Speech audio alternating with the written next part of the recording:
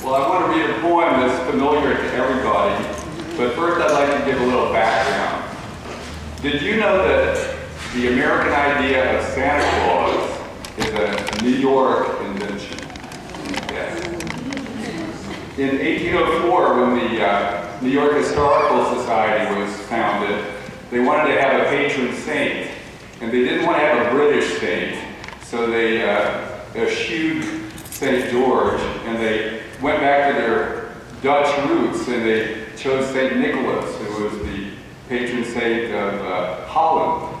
And so Washington Irving, a few years later, in his Knickerbocker sketches, wrote a description of the Dutch Santa Claus, and it was pretty much like the Santa Claus in our poem.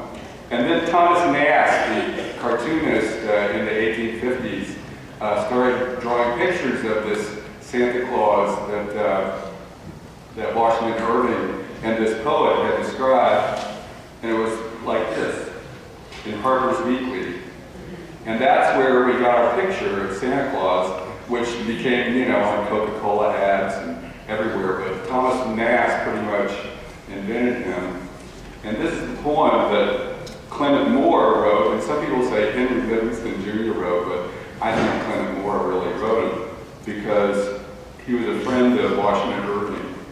And I'm not a Clement Moore guy because he was a professor at General Seminary, so he was an Episcopalian, so I had to go with that. This is a visit from St. Nicholas, or 'Twas the Night Before Christmas. 'Twas the night before Christmas, when all through the house, not a creature was stirring, not even a mouse. The stockings were hung by the chimney with care, in hope that St. Nicholas soon would be there. The children were nestled all snug in their beds, while visions of sugar plums danced in their heads. And Mom in her kerchief, and I in my cap, had just settled our brains for a long winter's nap, when out on the lawn there arose such a clatter, I sprang from the bed to see what was the matter. Away to the window I flew like a flash, tore open the shutters and threw up the sash. The moon on the breast of the new fallen snow gave the luster of midday to objects below. When what to my wondering eyes should appear but a miniature sleigh and 8 tiny reindeer, with a little old driver so lively and quick, I knew in a moment it must be St. Nick. More rapid than eagles, his coursers they came, and he whistled and shouted and called them by name. Now Dasher, now Dancer, now Prancer and Vixen, on Comet, on Cupid, on Donder and Blitzen, to the top of the porch, to the top of the wall. Now dash away, dash away, dash away all. As dry leaves that before the wild hurricane fly, when they meet with an obstacle, mount to the sky.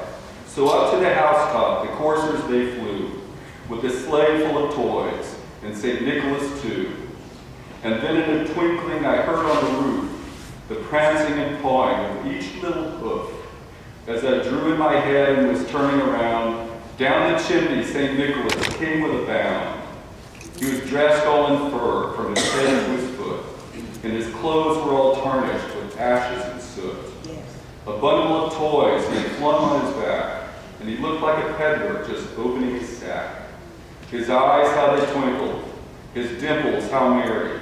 His cheeks were like roses, his nose like a cherry. His droll little mouth was drawn up like a bow, and the beard of his chin was as white as the snow. The stump of a pipe he held tight in his teeth, and the smoke had encircled his head like a wreath.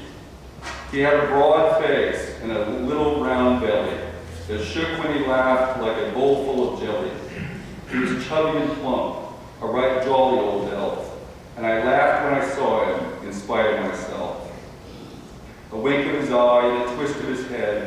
soon gave me to know I had nothing to dread.